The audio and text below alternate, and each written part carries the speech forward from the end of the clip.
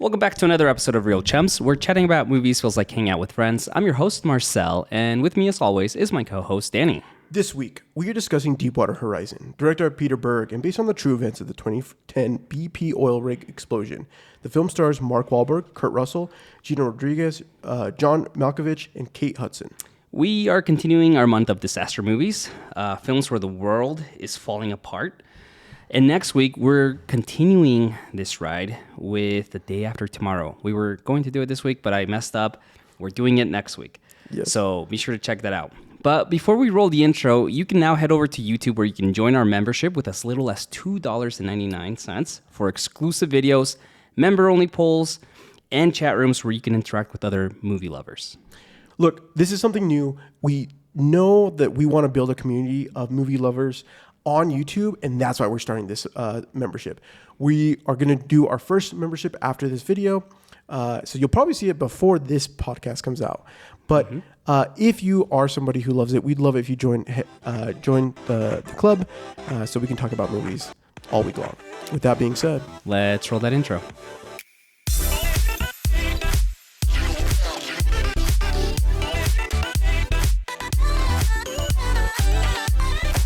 Marcel. Yeah. Dude, this disaster series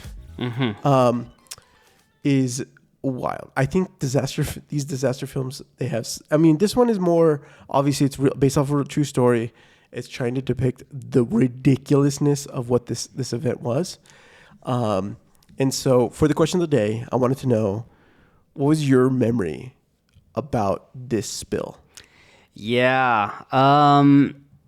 So this was in April. I had literally just gotten home from my blip from, I served a 2-year proselyting mission for my church, the Church of Jesus Christ of Latter-day Saints. So it was 2 years of just no contact, no TV, no nothing, right?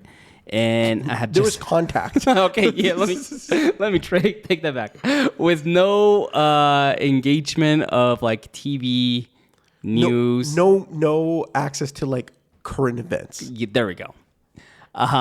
So I literally got home like 2 weeks before this happened, and I remember watching it on the TV, and it's just like, oh dang, this is wild. How long has this been happening? I'm still like figuring out. I'm still catching up on current events. But I just remember constantly for like those next 60 days, 58 days, or whatever it was, on CNN on the bottom right, like little updates of what was happening. Yeah. So I think I probably got into it, like I started watching it like the second or third day after the spill. Yeah. And then every time I turned on the news, it was just on the bottom right giving you quick updates. Yeah, yeah. It was wild. It was wild. So I was graduating. Oh, okay. This was because April. So my birthday is April 22nd. Mm-hmm. This spill happened April 20th of 2010. So I'm like finalizing graduation for high school. Yeah. And so I knew that this had happened, but it permeated across everywhere. Like literally, this was not only was this a tragic disaster, the more that people, news stations and the public started to report on what happened, that it came down to negligence. Such just stupid corporate greed and negligence. And so, and I think that it didn't really, I knew the impact because it devastated the Gulf of Mexico, a whole bunch of stuff. But I think I really reconnected with it with the newsroom. The first episode of the newsroom. Oh, that's right. Highlights the breaking. It's like I would honestly encourage people to watch Deepwater Horizon and then watch the first episode. Oh, I should have done that. Of I the totally newsroom. Forgot. Yeah, I did, and it just hits so much harder, because it's wild. They do just such a wonderful job at depicting, and it even hits harder, especially with the state of what news is. Just truly, it just makes me yearn for what is true good journalism. Okay. In broadcast. There is good journalism nowadays, but it's harder to find. Yeah. And I think that is a struggle. It's especially with more public PBS being cut down, so much great and information is going to be, just lost. And it's tragic. Newsroom, dude. What a great show. Dude, absolutely. I really don't think people, I think that is my number one underrated TV shows that is top tier. Yeah. Yeah. If you have not watched it, you need to watch so it. good. It is absolutely phenomenal. Is it 3 seasons? I think it might be 4. No, I think it's 3 seasons. 3? Yeah. I've only seen the first season, and I just need to pick it up and continue to watch the rest. It's Yeah. the growth in it. It gets a little bit. It's just phenomenal. It's truly fantastic. Okay, well, a quick synopsis here. On April 20th, 2010, the Deepwater Horizon oil rig suffered a catastrophic blowout, leading to one of the worst environmental disasters in U.S. history. This film follows the crew during the final hours leading up to and during the explosion, highlighting their bravery amidst corporate negligence. Okay, bro. Of any film, I don't know. As I watch this film, I'm not going to go into too much detail, but I had been dealing with some work drama. Okay. Okay. In this work drama that I was dealing with in my real life, the idea of this corporate and people coming in thinking they know because they are top dogs at a company, or they have been top dogs or whatever. That's what happened in my situation.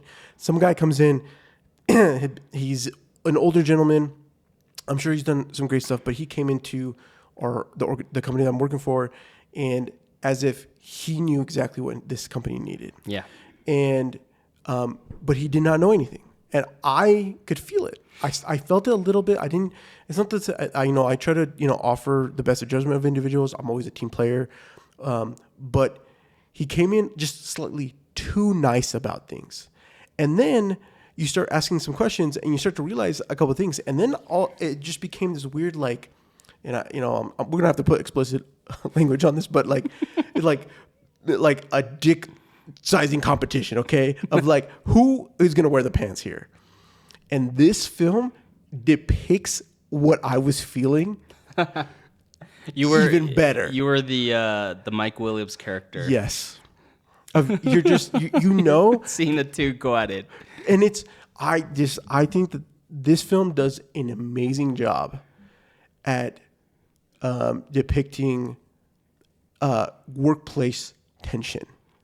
Yep. Yeah. And I think that there's a lot of things that happen here. That there's the tension of the pressure. There's the external pressure from corporate, but then the reality of trying to do a good job, and the conflict that often that creates. Yeah, I love that the movie, positions this idea of corporate responsibility versus accountability. Yeah. Right? And you have the BP, you have John Malkovich, which he's so good. Dude, and his accent in this? Yeah. I mean, truly phenomenal. Yeah. No, John Malkovich as Vadreen is so great here because he brings that, he represents the company, right? He's the company man. And I totally buy in on his side at one point because they are 40 something days behind. Okay. They've thrown hundreds of millions of dollars in trying to find the right well. Okay. They can't figure it out. And his frustration. It just doesn't math. Yeah. Right. And I'm watching this. I'm like, I get it, dude. I get the frustration. I totally do. I've been behind on projects. I've been, stressed about, not turning an ROI on something. But there's this immediate, especially as an antagonist, right? There's this immediate attraction or sympathy that I have for the character.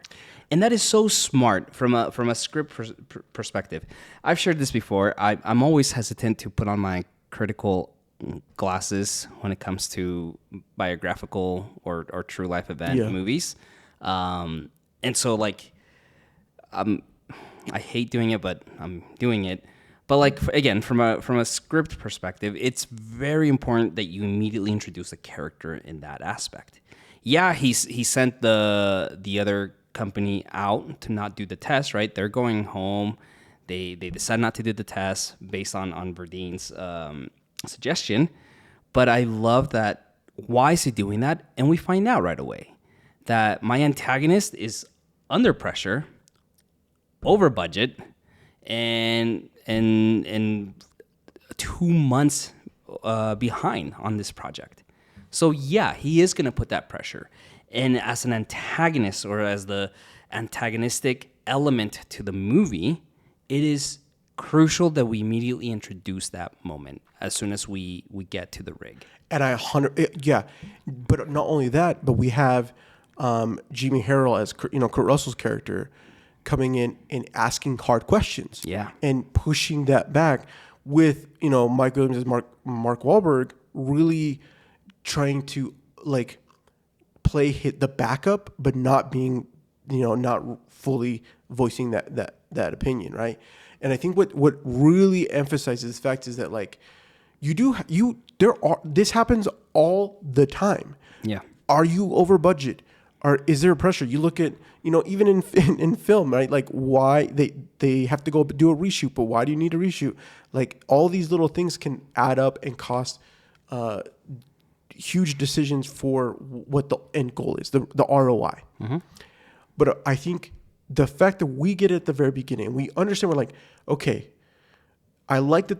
It's the reality of the situation is that like BP had done everything that they could possibly do. And yet on the other end, the experts on the ground are saying at the same time, we need to be very careful. And that pressure in this environment just, I think, lent itself really well to the script. Yeah, and it's not that. I mean, we learned that BP hasn't done everything that they could, right? Yeah, they're cutting corners by not wanting to test. And I love the line from Mr. Jimmy, right, or the comparison that he gives about his grandpa and the dentist. Dude, it's great. He's like he didn't go because he didn't want to know what problems he had, right? And that's what you guys are doing. You don't want to run the test because you don't want to know the problems that are here, or that the possible risks that we're running into. And that, I think that's just crucial because, yes, I feel for you, John Malkovich, but dude, you're kind of being shady by cutting corners on something that's very crucial, right? And so I love that the script presents that to me. I love Mr. Jimmy and Kurt Russell's, like you mentioned, like aggressiveness in hitting and asking those hard questions right away. What's going on? Why aren't we doing it? You don't want to know. You're just like my grandpa going to the dentist or not going to the dentist, and he just continues to drill and drill and drill, right? And that's great for these reasons, but also because we know what's going to happen. Yeah. And this is a master class in building tension from the beginning. Okay, so we're at the beginning. Yeah. Why introduce us to these characters? We have Mike Williams, Jimmy Harrell, Andrea Fleitas, Donald Vidrine, and Felicia Williams, which... and I think, let's talk about the three riggers, right? We have Williams, Harrell, and Fleitas. They are the characters that we're coming back into at the very beginning. Why these characters? Oh, well, you need to be able to anchor us as viewers to an emotional element, and that's through the characters, right?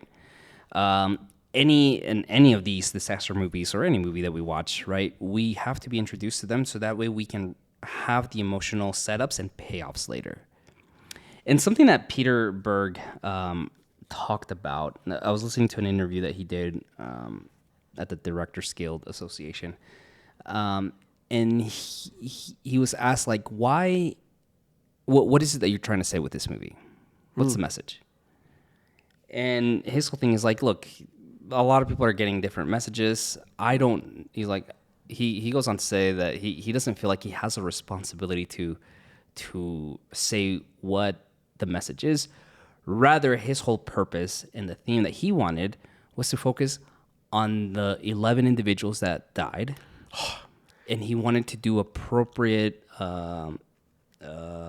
adaptation of what happened and honor those individuals that died and that survived, because he was, as he was doing interviews with the individuals and the families of those that passed, he said specifically with those that passed was that people would find out that their son, husband, father, whatever, died on the rig, and immediately the tone would be, or the shift in their attitude would be like, oh, but like he signed up for it. Oh, right? Like he knew the risks. And this is what the families of those that passed were saying to the director, to Peter Berg. And he hated that. Like that was so frustrating. Yeah. Because no, they didn't sign up for that. Right? This was an unfortunate corporate disaster and negligence on their behalf that led to this. That could have been so much worse. Yes. Right. And so like, and perfect. Because he said that, and I wanted to be able to showcase the individuals, the emotional distress that they went through, but also the sacrifice that those that passed went through, because they prevented this from being worse, right? A worse outcome than what it was. So it's going back to your original question.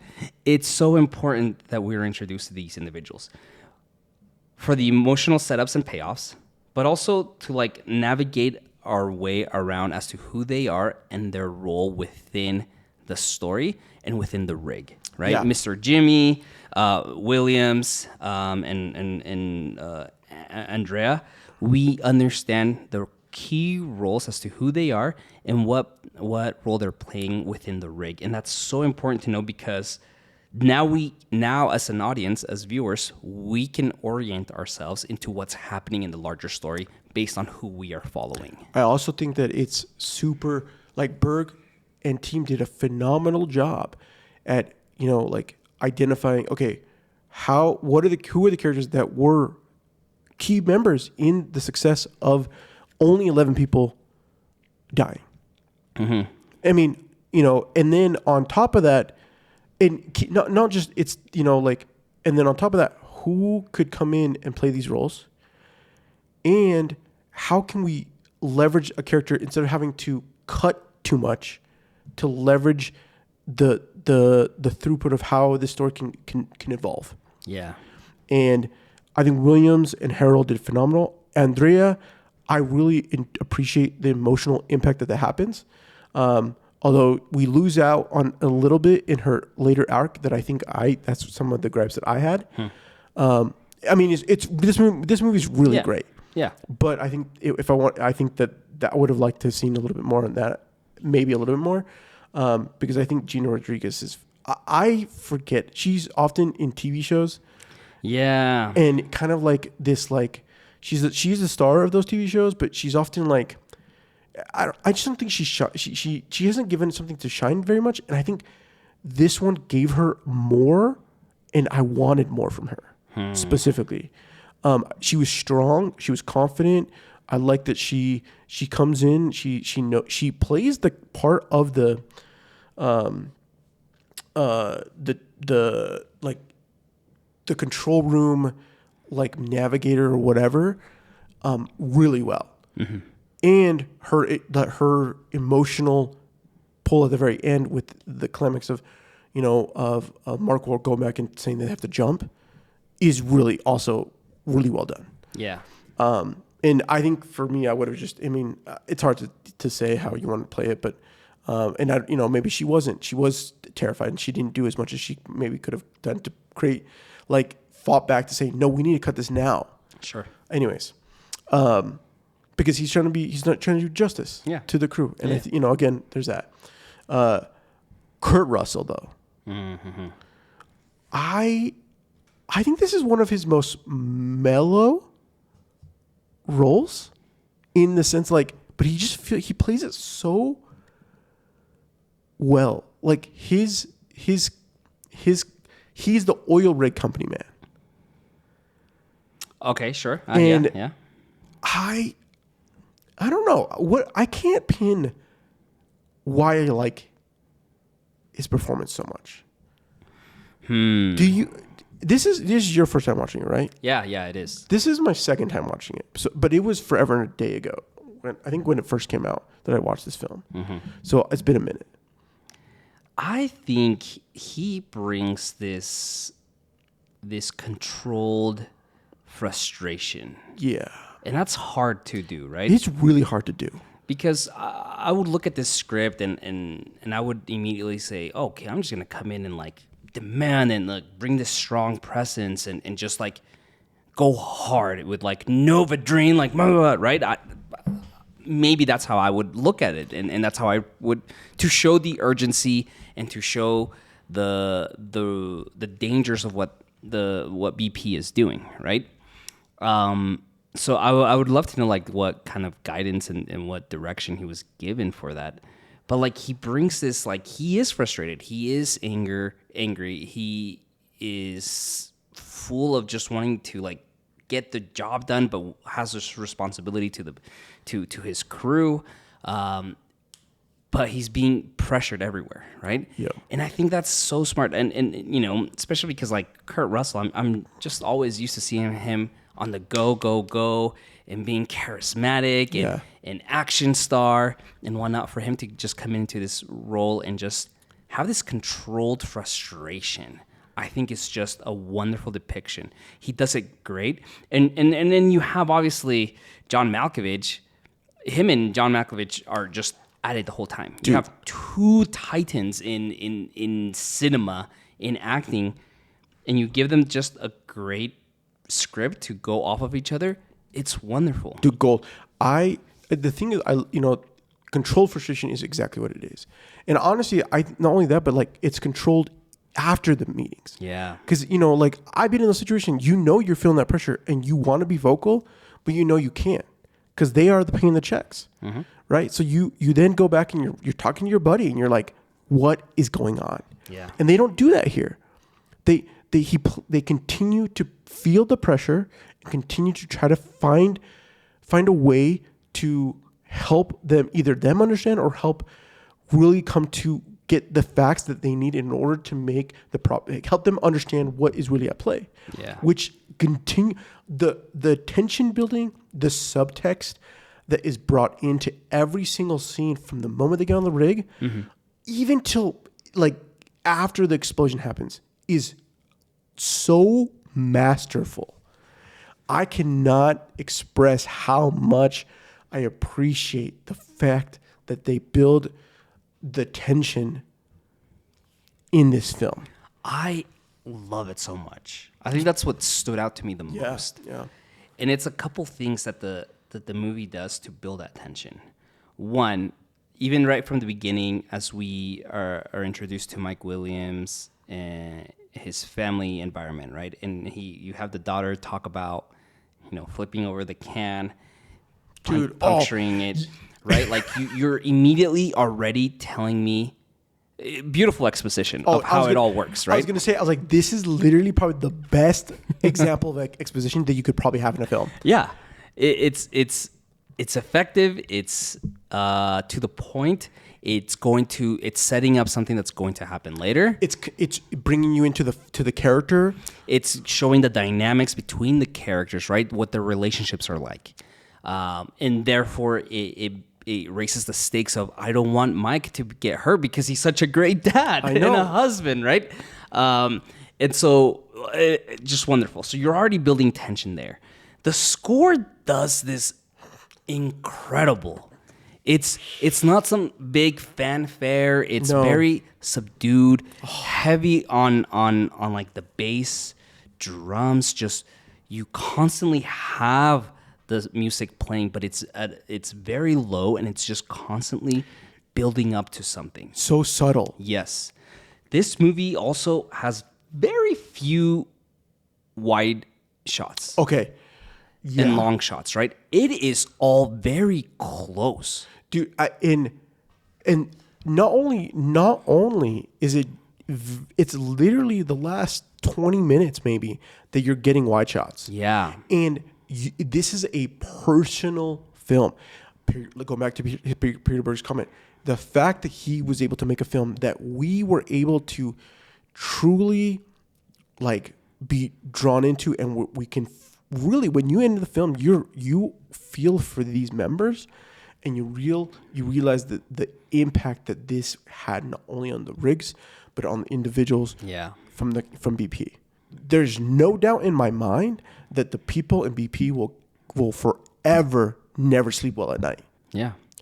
Not only because 11 people died, but the reality of the fact that the disaster and impact that it had on the environment across people in Louisiana, and the fact that this could have been even more tragic to the families involved on the rig. Yes. And themselves. Yeah. It's such a unique approach of just keeping everything so close with the characters. It makes it, you said it makes it a personal movie.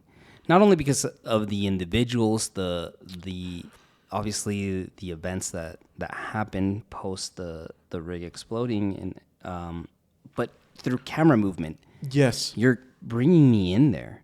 And we last week we talked about Armageddon and how they're in the control room, and you have these tracking shots of Billy Bob Thornton standing there, and we're just swinging around, right? Complete opposite here. And you just feel it. I become personal with these individuals. You know, one of my favorite scenes, I think, is the beginning, is the oil rig test. Harold has gone up to go do, BP's pulling him in to do the safety award. This, oh good, huzzah! People getting ice cream. People might be going home. Yeah, and then you've got Verdun or Donald, asking for the fail-safe test, pressure test. Yes. The shots in that sequence, literally, you get I don't think they move. I think there's one scene maybe, but literally cut, hold, cut, and it's literally just holding, you get so there's so many shots of just looking at the screen of the pressure gauge. Yes. And the rig itself is a character in this film, and it is masterfully done. And and I think that you could not have done that if you had not been drawn into the characters. Mm-hmm. I love Mark Wahlberg's ability, and you can say whatever I love Mark Wahlberg. I do. I love Mark Wahlberg. Yeah, that's fine. I'm neutral to the guy. I know. I don't think I've ever seen him in anything, including this, where I'm just like, yes, you elevated this movie. No, I don't agree with that. But you know what I think he does in this film is it feels at home. Yeah. And he makes it as if he's part of the crew, that he's connecting and he's there, and it's just you feel as if it's natural. Mm-hmm. And I think that that's a skill set in and of itself. Yes. There's other times where you're like, this is just ridiculous, and he does that too. I think of the family, there's when he's like a spy, but he's got a family, and they have to do some crazy stuff. That one, just a complete opposite, and it's just fine, right? But I think Mark Wahlberg has a special ability in these sort of things. I think about the Boston bombing film, when he plays the police officer, Patriots Day. He does it the same as well. Great, and I really appreciate him that. In Four Brothers, also, does a really good job there. So, it's that sequence of just you cut and you're holding. I just think it's truly just a reminder to me, especially coming from Armageddon, that do you really need camera movement? And if you do, make a good film, you don't always need a good, crazy camera movement. No, you don't. I think, and I love that the movie, that Peter Berg decides to do that, because we are in a confined space, right? Right. Just like we were in Armageddon, right? But in the control room, but you're in a confined space. There are 5 people in this room, and we're not doing any tracking shots. We're not swinging the camera around. We are just glued to the individual. Or moving with the individual. Right? and we're just following them, their reactions, their emotions, their facial expressions, and with the editing, which is wonderful because we cut from Vadrine, we cut to the pressure gauge, and you don't have to tell me anything. There's a couple of times where the movie's just kind of quiet, but we're just seeing these reactions. We're seeing the gauge go up and up and up, and that adds all the tension that I need in this moment. Because I know in the next couple minutes, I've been warned by the characters that this isn't good, not a good idea. And then when Mr. Jimmy just on the phone says, "Are you sure we should do this?" And I wrote it down. Oh yes, he's on the phone. He's confirming to do another test. But he's like, how do you feel about it, right? Dude. And he's just like, well. And there's like this. There's this legit, like, you would do the same thing. Yeah. He's holding on the shot. He's just done this dumb award that he has to go and showboat. He really doesn't want to be there. Mm-hmm. He comes over. He's not like frustrated. He's just being a professional. He gets pulled out and he's trying to reprocess. You know that Kurt Russell is legit trying to play. Oh, he's processing it because he's already told them, yeah, the pressure was over 1400. Now it's coming at 0 on the kill line. Like, I've already played out all these scenarios to them. What more can I do? Yeah. And he just tells them, just keep an eye on it. I'll be up in 30 minutes. Right. Oh, and just when he says that I'll be up in 30 minutes, I haven't seen the movie, but I already know he's not going to be up there in 30 minutes. Oh. It's just heartbreaking. Can I just tell you, I forgot what happens to him. Oh, in the shower, and I had a physical just reaction. So did I. I legit was showering this morning. I'm like, oh, flashback. Also, I've stepped on a piece of glass before. I just don't tell me this. It is not pleasant. No, and the fact that the level of man that these riggers are, and I'm talking about the women too. Yeah, are on some other level.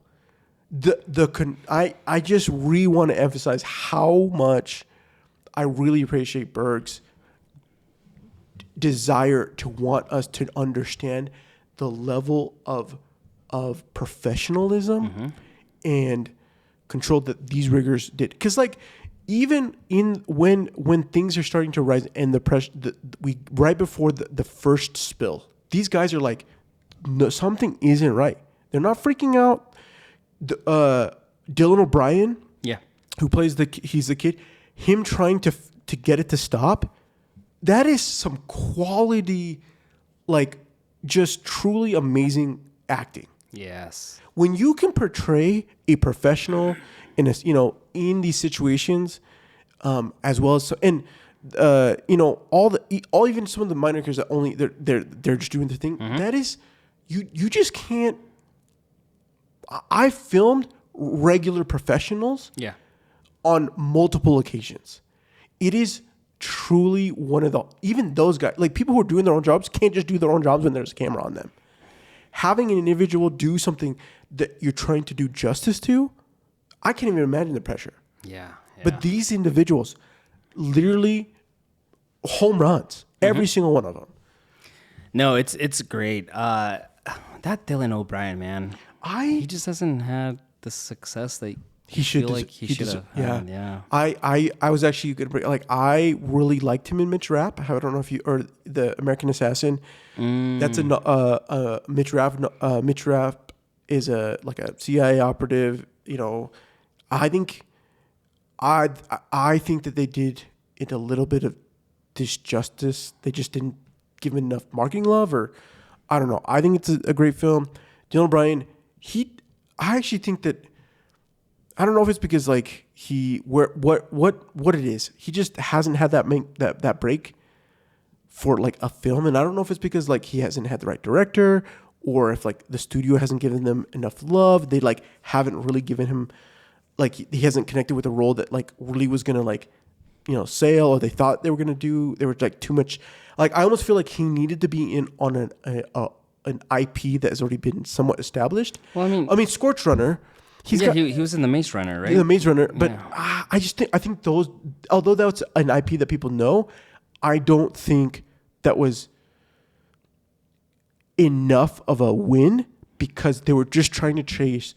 They were just trying to ride off of the Hunger Games. Hunger Games. I just think that like why give him an IP that although he did pretty good in, it just everyone knew that they're just trying to be Hunger Games. That's the one where in the last movie he got hurt, right? And they were filming and you're right. He fell off a truck, dude. That's a moving right. Truck, and got hurt, and then they scrapped the movie. They didn't finish it. I forgot about that. Yeah, that's that one. I've never seen any of the Maze Runners. They're all right. Yeah.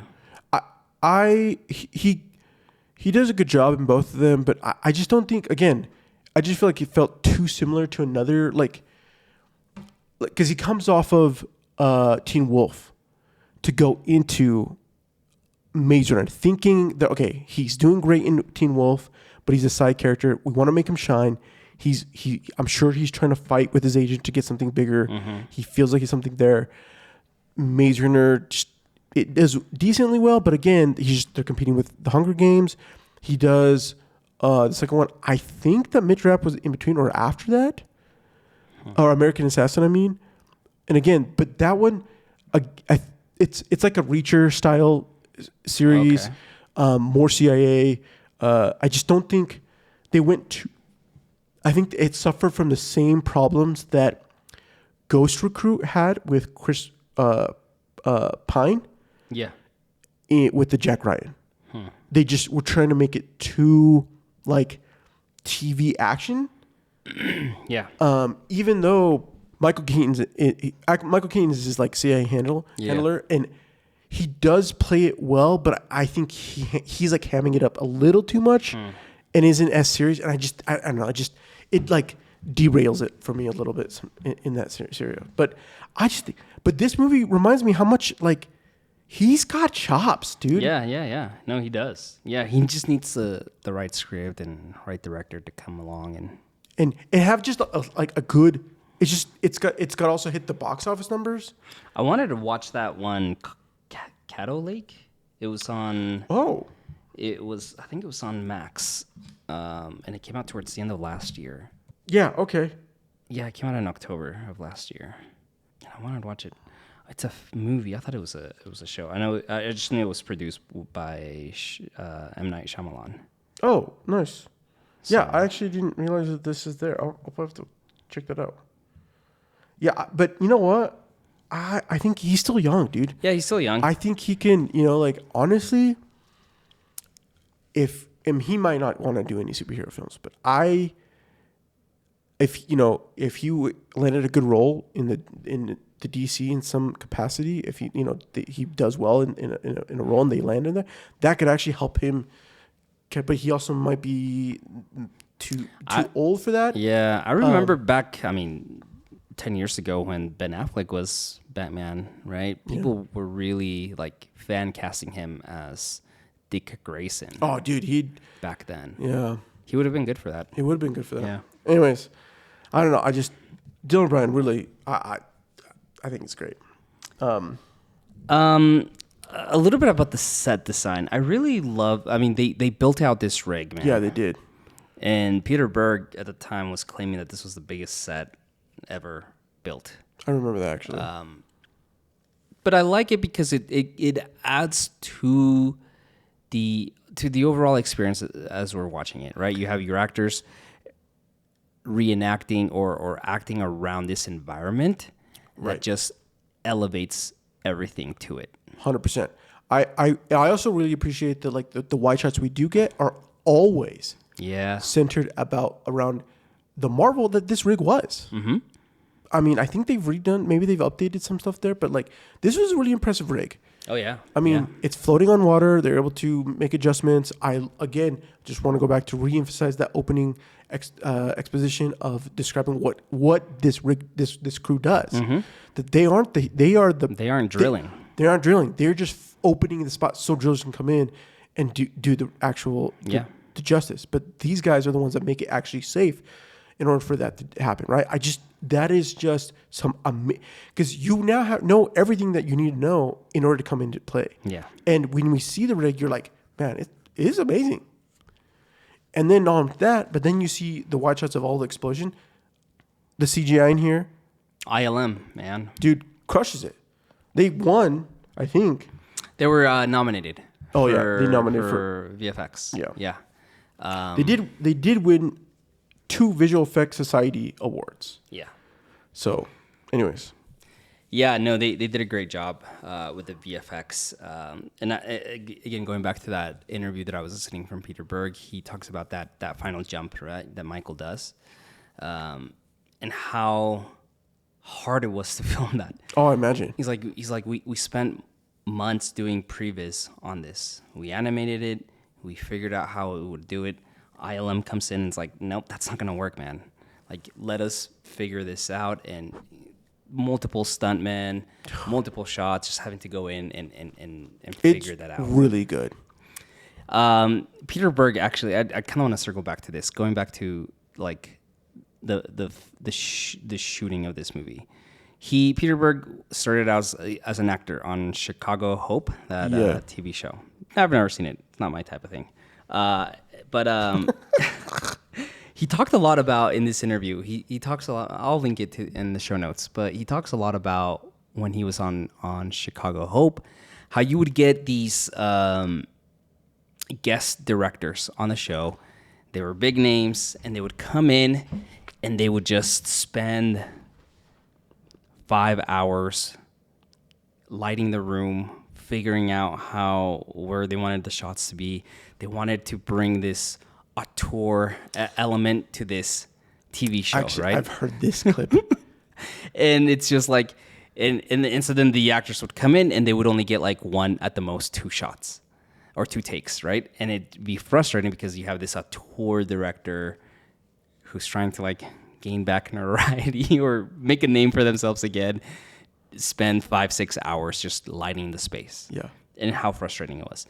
But then he would also talk about, like, you would get like directors who were like film students, recently graduated, and they would come in way over prepared with like every shot storyboarded and tons of storyboards, and just being like, here's how we're gonna do it, right? And also how rigid and how rigid that felt. And so he talks about like his experience and how he learned from both environments, right? But here he talks about like, yes, we did some storyboards, but really we knew the space that we wanted to use. Going back to that scene that we were both talking about, like we knew the space, and we obviously understood the limitations we had, but what can we do on camera movement and editing that elevates the tension, bro?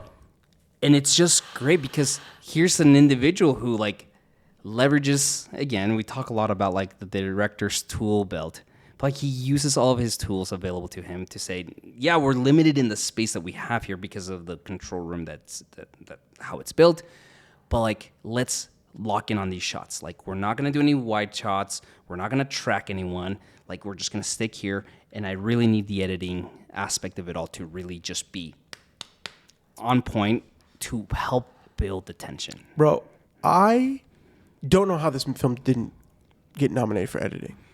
Yeah. I think this film is so well edited. Because, and not only, but like, I think I subscribe to that Berg philosophy. As when I go in, if I'm doing a bigger shoot, I want a little structure, but I want that freedom to adapt to what might be working. What are we in, right? And I think that what that provides us is you get if you're flexible enough, if you're light enough, that you get the ability to run takes, right? So you get the opportunity to run takes, or if you're doing double cameras, to just, you're getting double coverage, and be able to run those takes with additional stuff. I don't think they ran one camera for this, like most films, and partly because the confinements. You probably couldn't do it with multiple cameras, but you with takes with okay, we know we want these shots, and then the flexibility of the other things. On the editing side, you get to be that accordion to adapt to what you need, and I think that this film is highly underrated when it comes to not only it's not just about the pacing, it's about what they're doing with every aspect, with the music and their decision to have moments that feel just like very Soderbergh. No, not Soderbergh. West Wing-esque with the walk and talks, right? Mark Wahlberg is doing these walk and talks and touching base and like catching up with all these little things. Like I love the scene when they're moving in. He's like, "Hey, I need you." He's like, "Oh, I'm gonna be good." He's like, "Well, how'd you know? Did someone tell you that we're gonna be going home?" And he's like, "No, are you sure? Why don't you tell me?" And he's like, "Okay, did you touch anything in my office?" And they go, "You did touch something with my office, right?" that is stuff that that helps to add to the reality. That's why those walk and talks are motivated movements. You are drawn in that character, and then you get the cuts back to the tension of locked off cut. You're and holding on people's like emotional. You get Williams in the conference room where they're having this discussion back and forth, and they're just being held on those points. And you're just like, what each of them are thinking of the other person. Yep. And you don't have to hear the dialogue. You don't have to see them fight. You're overthinking like, why won't you listen to this man? I know you're like, also we're over budget. Mm-hmm. And you just, it is absolutely phenomenal. It's just incredible filmmaking. And look, I don't think I've seen a lot of Peter Berg. I haven't seen Battleship. I'll probably never see Battleship. I think Battleship was like, we'll do one for you if you do one for us. Do one for us. There's no doubt. I can't even bring my no. But I mean, like Friday Night Lights. Did you ever watch Friday Night Lights? I did. Wait, the TV show? No, both. Either or. The movie. Or the TV show. He directed the movie. Then he was a executive producer or something like that. Producer, right. And I think he directed a couple episodes. I have seen Saturday Night Lights, the show. I think I've seen the Friday Night Lights. Friday Night Lights. I think I've seen the movie, but I think I've seen the show more than I've seen the movie, if I've even seen the movie. I think Friday Night Lights is, along with, it's just one of those football movies that's just beautifully shot. Yeah. Like, he's very good at just, like, coming up close, which is, like, counterintuitive, perhaps, to, like, a sports movie where you want to get those long shots. You want to see the whole movement of everything, but he's really great at doing that. Patriot Day. Yeah, Patriots Day. I think what a great use of camera. I'm in love with how this movie played out. I think I need to watch more Peter Berg. Yeah, I felt so many feels in this film. The last, like, the deaths, literally, I just feel them, every single one of them. Like, unlike the only moments that you can remember are the one in Armageddon, are the one of the moments of it's there, but it's only barely. Yeah. And I think part of it's because you have icons of the cinema of actors on there. I think in this one, every death, every character is earned. Yeah. And you feel some of them you don't even know fully. Right. I think the guy, the black guy who goes and gets freaking shrapnel, like, dude, and his buddy trying, like, no, it's gonna be okay, and then him dying too. The feels, man. Yeah. And for me, I will say this. This made me want to watch Hancock, because it's been years since I watched Hancock. Okay. And I remember that film being like, this is Berg. We have Will Smith. It's gonna be a superhero film.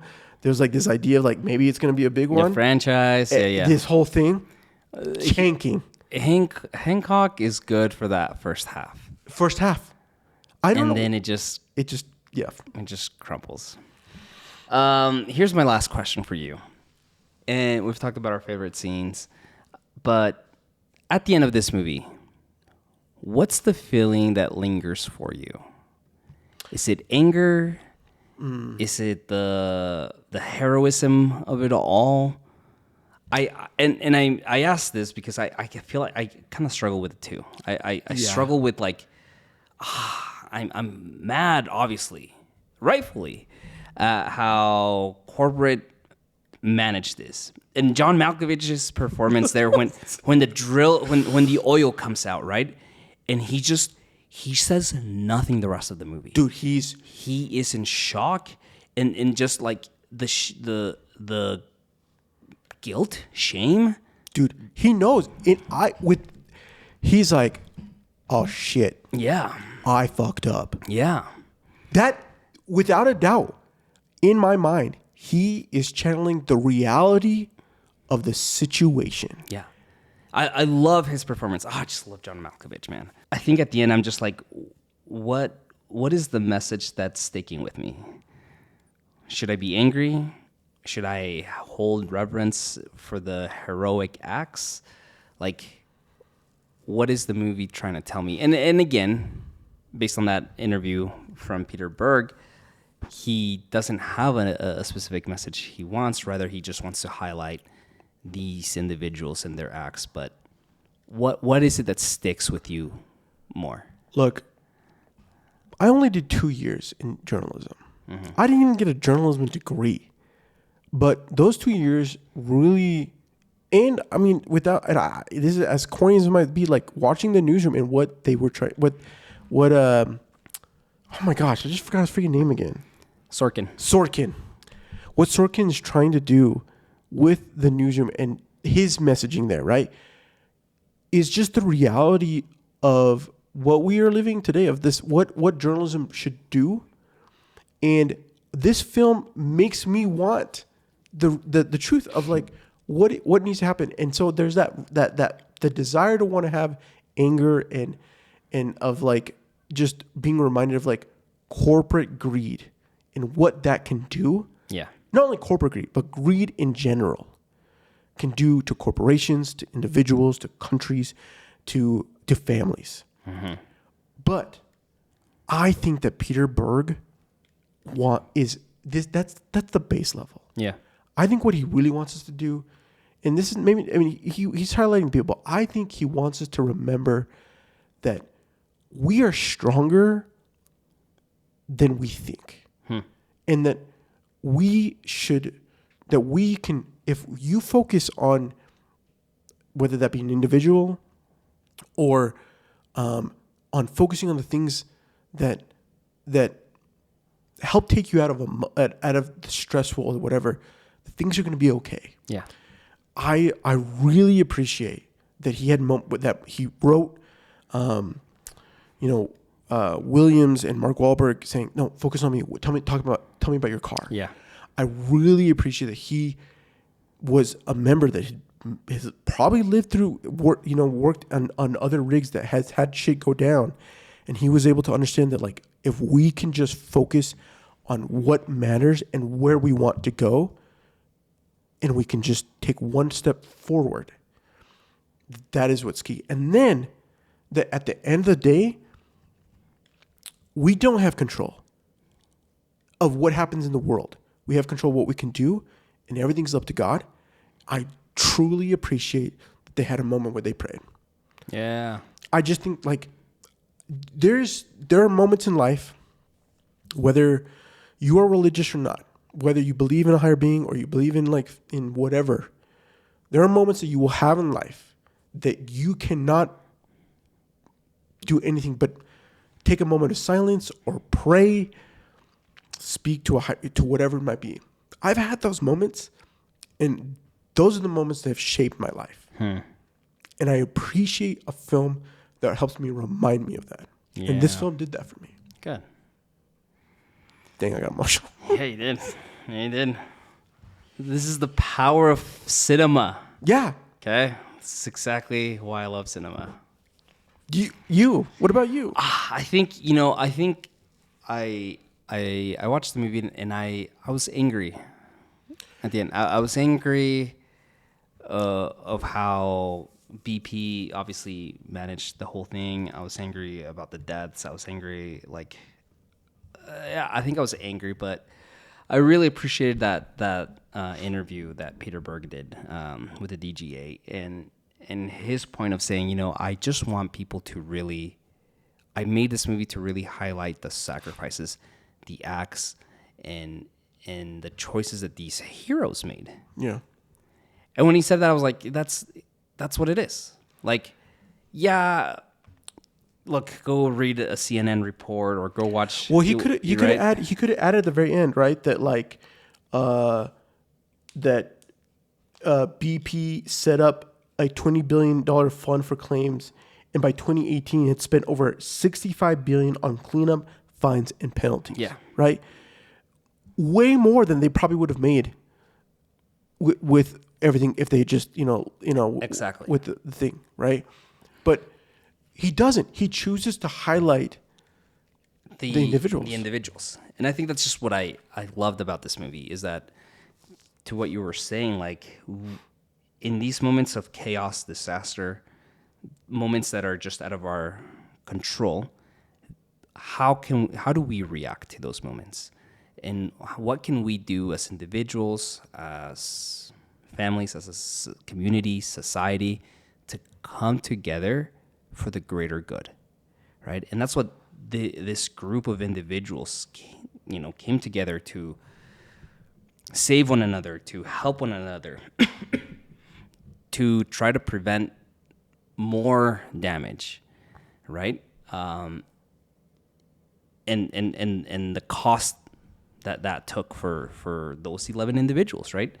And I just that's as I've been thinking about the movie, that's what I've appreciated more.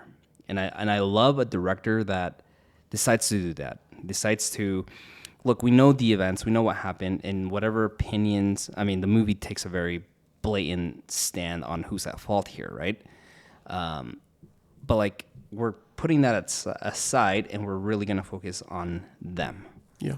Who they are, what they did, and try to honor them. And that's just beautiful filmmaking. It is tragic that we had to have the reality of what this was in order for us to say, let's I want to capture this and tell their stories and have it be something that is truly so emotionally driven. Like, I will cry every single time I watch this film without a doubt. Yeah.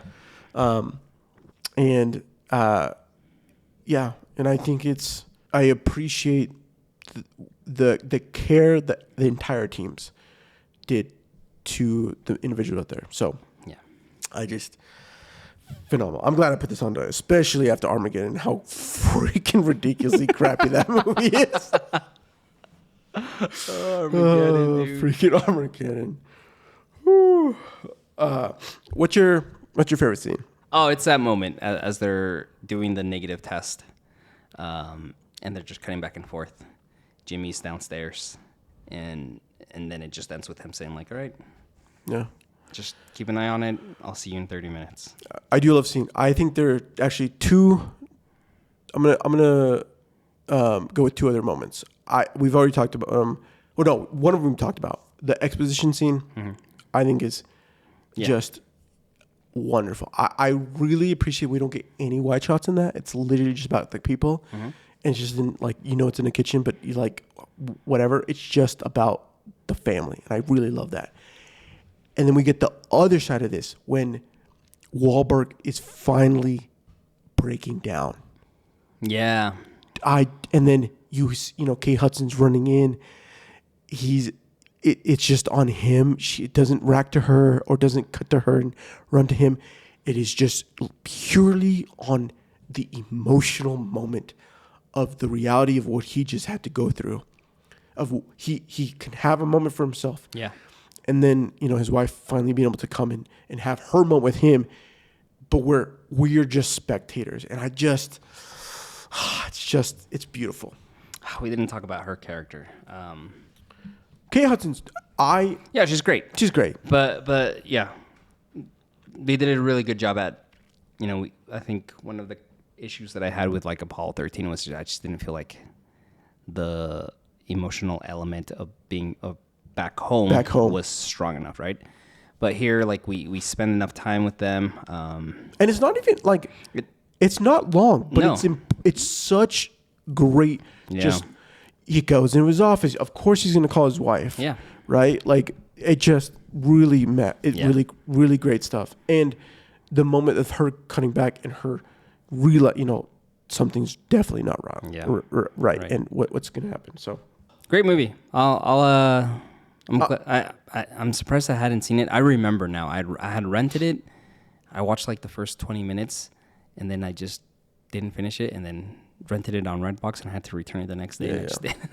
So glad I watched it finally. No, it is. I'm glad I put it on the dock because it been since that, and I don't know, just good stuff.